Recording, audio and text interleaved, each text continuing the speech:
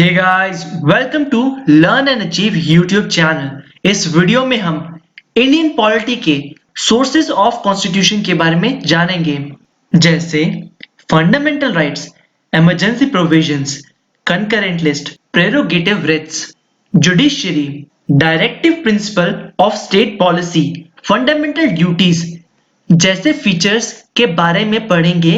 वो कहां से इंडियन कॉन्स्टिट्यूशन में जुड़े। वीडियो को स्टार्ट करने से पहले चैनल को जरूर सब्सक्राइब करें और बेल आइकन जरूर दबाएं ताकि आपको आने वाले वीडियोस की नोटिफिकेशन मिल सके। सबसे पहले बात करते हैं गवर्नमेंट ऑफ इंडिया एक्ट 1935, जिसमें आते हैं federal scheme, judiciary, office of governor, emergency provisions, public service commissions, administrative details. क्या आपको पता है जो स्ट्रक्चरल पार्ट है इंडियन कॉन्स्टिट्यूशन का, उसका बहुत ही बड़ा हिस्सा गवर्नमेंट ऑफ इंडिया एक्ट 1935 से डिराइव किया गया है। इंडियन कॉन्स्टिट्यूशन के आधे से ज्यादा provisions government of India act 1935 के आइडेंटिकल प्रोविजंस हैं या उनके क्लोज रिजेम्बलेंस है। क्या आपको पता है article 1 of Indian constitution India को डिस्क्राइब करता है India that is Bharat as a union of states. Article 124 से 147 तक जो पार्ट 5 ऑफ इंडियन कॉन्स्टिट्यूशन में है, वो सुप्रीम कोर्ट के organisation, jurisdiction powers, procedures, independence के बारे में बताता है। कॉन्स्टिट्यूशन में 3 टाइप की इमरजेंसीज मेंशन की गई है। पहली है नेशनल इमरजेंसी, आर्टिकल 352। दूसरी है state emergency, president rule, article 356।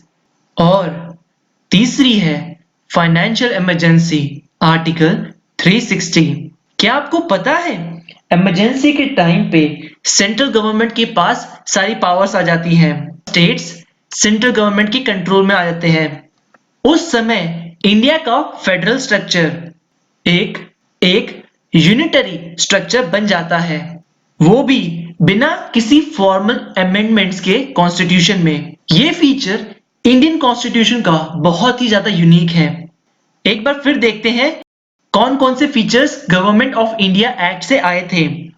Federal scheme, judiciary, office of governor, emergency provisions, public service commissions, administrative details.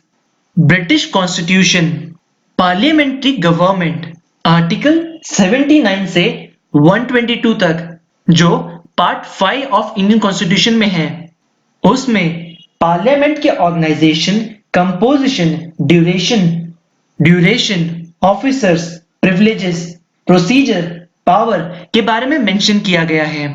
Parliament के ऑर्गेनाइजेशन में प्रेसिडेंट ऑफ इंडिया आते हैं, हाउस ऑफ पीपल जिसे लोकसभा कहा जाता है, और काउंसिल ऑफ स्टेट्स जिसे राज्यसभा कहा जाता है, ये आते हैं।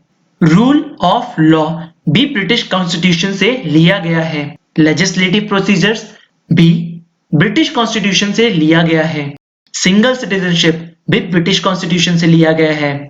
5 अगस्त 2019 से पहले इंडिया में जम्मू एंड कश्मीर के लोगों के पास ड्यूअल सिटीजनशिप होती थी, लेकिन आर्टिकल 370 और 35A को रिवोक करने के बाद इंडिया के सभी लोगों के पास सिंगल सिटीजनशिप होती है।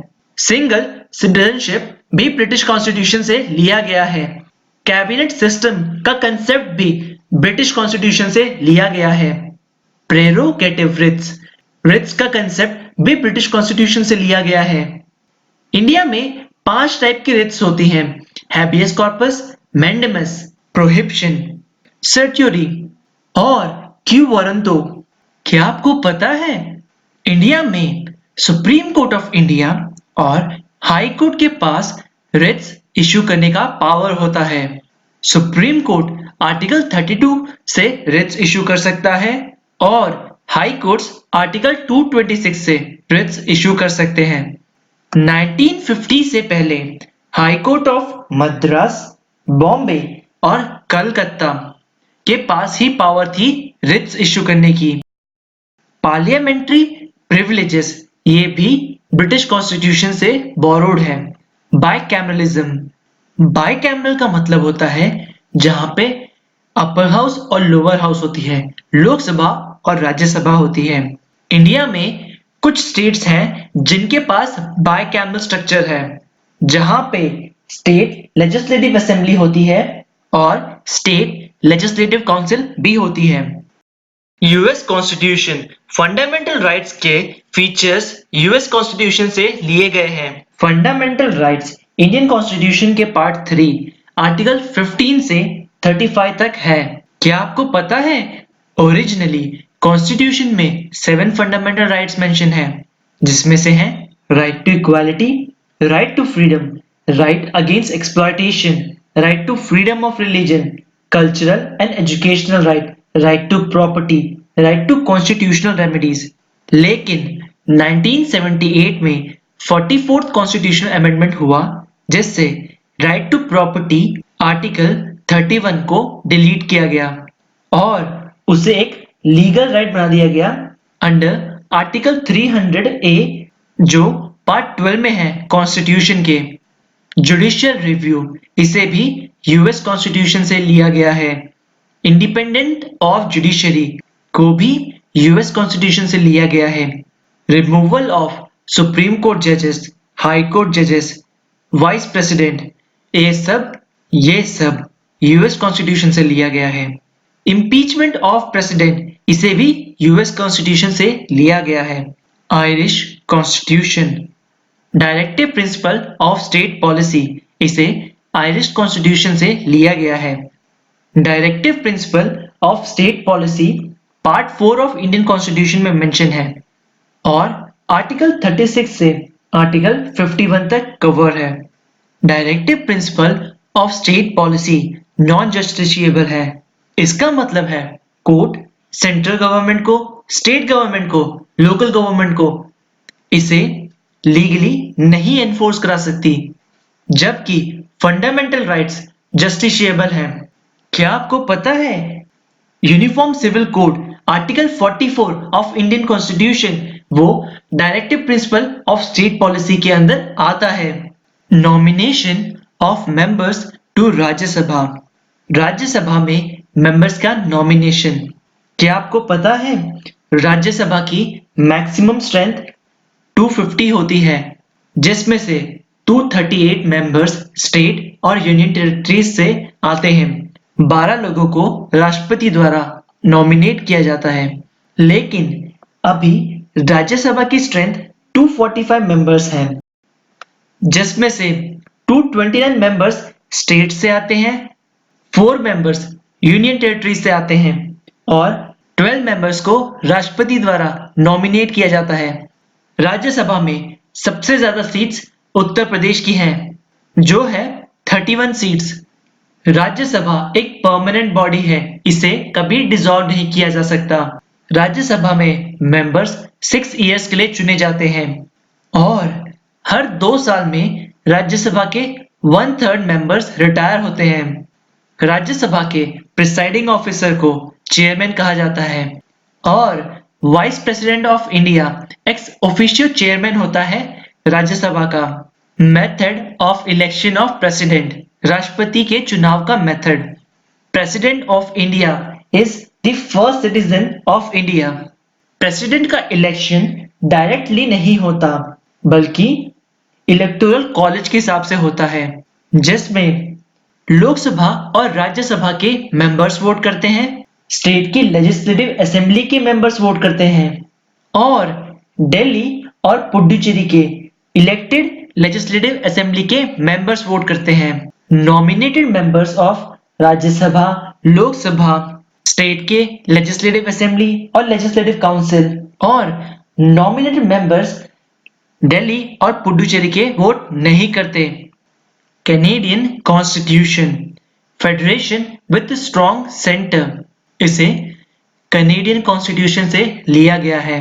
Wasting of residuary power in centre, governor का अपॉइंटमेंट सेंटर द्वारा किया जाता है। Advisory jurisdiction of Supreme Court. Australian constitution, Australian constitution से लिया गया है कंकरेंट लिस्ट।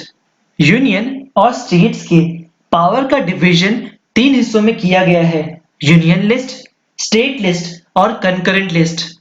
उसमें से कंकरेंट लिस्ट का कंसेप्ट ऑस्ट्रेलियन कॉन्स्टिट्यूशन से लिया गया है। कंकरेंट लिस्ट के अंदर 52 सब्जेक्ट्स हैं, जिसमें से ओरिजिनली 47 हैं। कंकरेंट लिस्ट 7th शेड्यूल में मेंशन किया गया है। Freedom of trade, commerce and intercourse, joint sitting of the 2 house of parliament. Joint sitting को समन प्रेसिडेंट करता है और प्रिसाइड स्पीकर करता है लोकसभा का। जानते हैं कुछ और सोर्स जहां से हमने अपने कॉन्स्टिट्यूशन के लिए फीचर्स को लिया है। जापानीज कॉन्स्टिट्यूशन से हमने प्रोसीजर एस्टैब्लिश बाय लॉ लिया है। फ्रेंच कॉन्स्टिट्यूशन से हमने Republic, ideal for liberty, equality and fraternity जो हमारे प्रियम्बल में है उसे लिया है। वेमर कॉन्स्टिट्यूशन जो जर्मनी का है, उससे हमने suspension of fundamental rights during emergency का फीचर लिया है। इमरजेंसी के टाइम फंडामेंटल राइट्स के सस्पेंशन। साउथ अफ्रीकन कॉन्स्टिट्यूशन से हमने कॉन्स्टिट्यूशन को अमेंड करना और मेंबर्स का इलेक्शन राज्यसभा में कैसे हो, उस फीचर को हमने अडॉप्ट किया है। यूएसएसआर जो अब रशिया है, उनसे हमने fundamental duties part 4 of Indian constitution में मेंशन है और आर्टिकल 51A इसके बारे में बताता है। Ideal for justice, social, economic and political जो प्रियम्बल में है, उन फीचर्स को हमने रशिया से लिया है। क्या आपको पता है 1976 में सोशलिस्ट, सेकुलर और इंटीग्रिटी वर्ड को प्रियम्बल में ऐड किया गया था, वो भी 42nd कॉन्स्टिट्यूशनल अमेंडमेंट के अंदर। और 1976 में ही फंडामेंटल ड्यूटीज को 42nd कॉन्स्टिट्यूशनल अमेंडमेंट एक्ट के अंदर इंट्रोड्यूस किया गया था इंडियन कॉन्स्टिट्यूशन में। फंडामेंटल ड्यूटीज को स्वर्ण सिंह कमेटी के रिकमेंडेशन पे इंट्रोड्यूस किया गया था।